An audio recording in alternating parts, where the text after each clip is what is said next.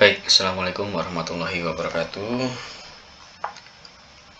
Selamat siang kepada Ibu Andriani selaku dosen pengampu mata kuliah pengantar teknik industri. Perkenalkan, saya Wahyu Darmawan dari kelas C10 program studi S1 Teknik Industri dalam mata kuliah pengantar teknik industri. Di sini saya akan menyampaikan OAS Project Jurnal Analisis dengan judul Sistem Informasi Manajemen Proyek SIMAPRO berbasis web studi kasus pada PT Arya Bakti Saluyu. Berikut konten pada presentasi saya. Ya, jadi pertama ada background atau latar belakang, kedua goals atau tujuan dari penelitian, lalu ada development method dari aplikasi SIMAPRO, lalu implementasi dan result. Baik, langsung saja saya akan mempresentasikan. Yang pertama terkait dengan background.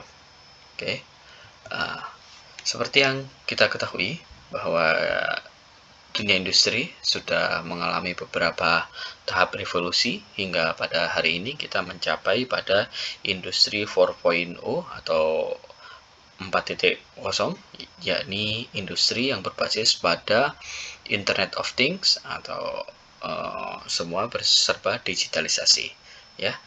Nah, pada jurnal ini kami temukan fenomena bahwa si penulis melihat kondisi pada PT Arya Bakti Saluyu itu dengan kondisi satu, manual administrasi, ya, jadi semuanya masih manual dalam controlling proyek, lalu masih menggunakan kertas-kertas dalam memanage proyek, dan juga kontrolnya dilakukan oleh manusia. Jadi sangat mengandalkan si pekerja. Misalkan si pekerja tiba-tiba resign ataupun dia sakit berkepanjangan, jadi nanti si proyek ini akan mungkin terbengkalai begitu ya.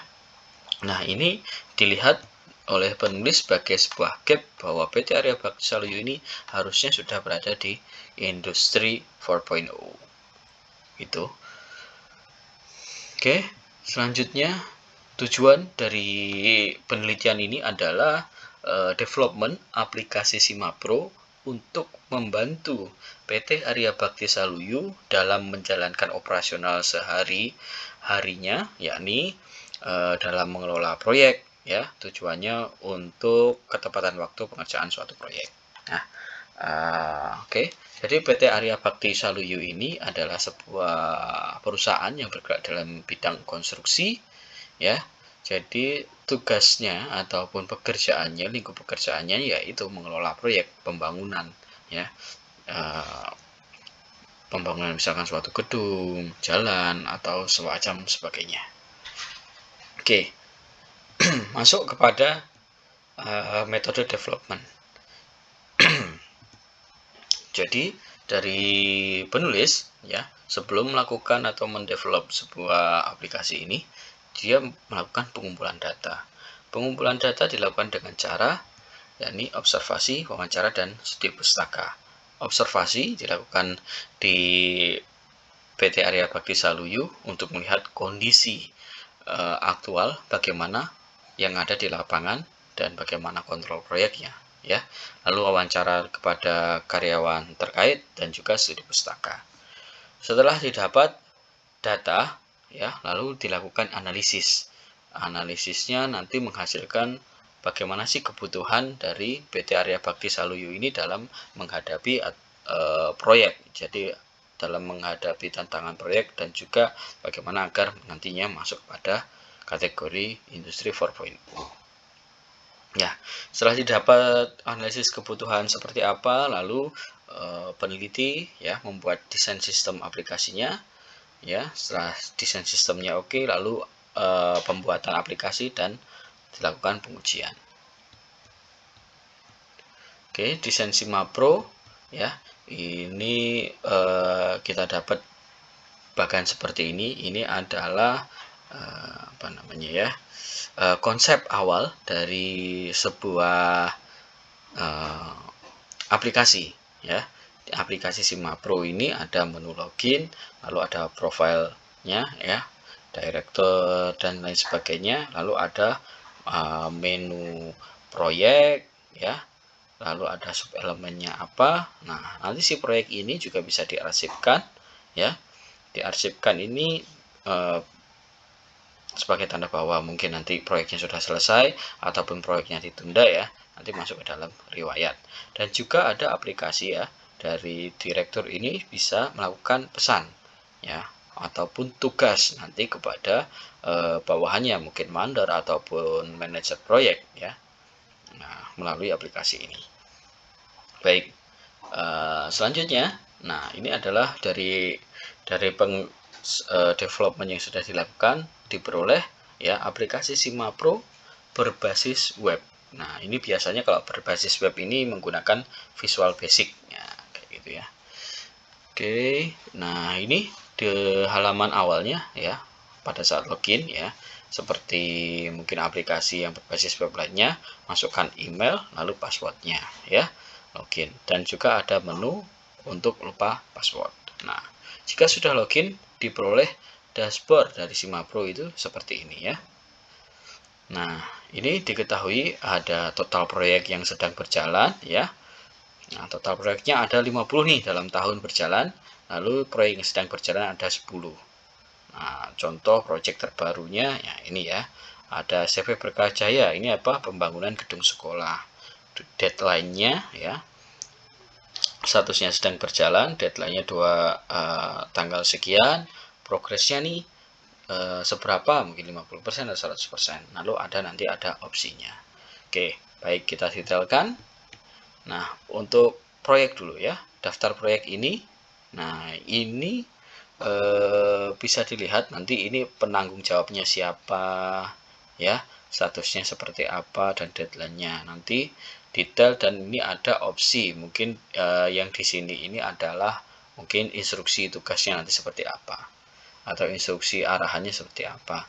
Ada juga menu tambah proyek. Nah, gitu ya. Nah, menu tambah proyek ini, nah ini kita bisa tambahkan nama proyeknya apa. Misalkan ditambahkan proyek Universitas Pelita Bangsa, manajer proyeknya Wahyu Darmawan, alamat proyeknya di Cikarang. Nah, deskripsinya pembangunan gedung aula, lalu disimpan. Nah, setelah itu ya, nah ini halaman detail proyeknya. Setelah disimpan nanti akan muncul seperti ini. Nah, lalu selanjutnya subproyeknya. Subproyeknya apa? Oh, pemasangan instalasi jaringan, deadline-nya sekian. Nah, jadi ini adalah subproyek, itu maksudnya dalam pembangunan aula tersebut nanti tahapannya seperti apa. Nah, itu subproyeknya. Ya. Nanti akan muncul dalam master schedule. Oke, setelah tambahan sub elemen proyek, nah lalu kita ada yang namanya ini ya, mengarsipkan proyek yang berstatus ditunda. Jadi yang ternyata proyeknya ditunda, proyek yang di OBB ditunda karena alasan COVID. Nah, belum bisa dijalankan. Oke, baiklah, nanti di opsinya ada ya, diarsipkan. Nah, mungkin seperti ini contoh yang di halaman daftar arsip.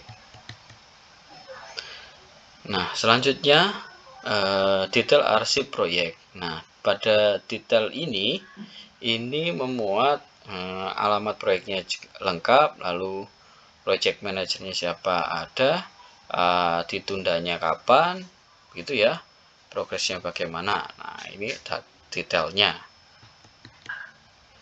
Lalu bagaimana jika proyek yang ditunda itu dijalankan kembali? Ya, ini bisa dikembalikan ke daftar proyek. Ya, dari klik nanti ini detail opsinya apa, lalu dikembalikan ke daftar proyek. Nah, selanjutnya juga ada yang tadi sempat saya sampaikan bahwa ada yang namanya tugas ya. Ini ada menu pesan yang bisa menjadi sarana komunikasi untuk melakukan direction atau pengarahan dari atas ke bawah, ataupun reporting dari bawah ke atas. Nah, seperti itu. Nah, contoh seperti ini. memperbaiki proyek. Nah, contohnya yang di sini ya. Subproyek ya, dicek kembali foto dokumentasinya. Ya, silahkan periksa kembali bagian subproyek dan cek kembali foto dokumentasinya. Mungkin fotonya kurang bagus, dari atasannya minta untuk diperbaiki reportnya. Nah, begitu. Nah, kurang lebih seperti itu aplikasi Simapro ya. Dan kesimpulan yang bisa disampaikan di sini adalah bahwa aplikasi Simapro ini didevelop untuk membantu PT Arya Bakti Saluyu dalam pengelolaan proyek yang menjadi unit bisnisnya ya. Tujuannya untuk mempermudah ya, baik dari direktur ataupun dari project manager ataupun karyawan bawah untuk saling melakukan reporting ataupun pemantauan terhadap suatu proyek, yang ujungnya adalah ketepatan proyek itu harus tercapai. Nah, mungkin sekian presentasi dari saya, ada kurang lebihnya mohon maaf. Wassalamualaikum warahmatullahi wabarakatuh.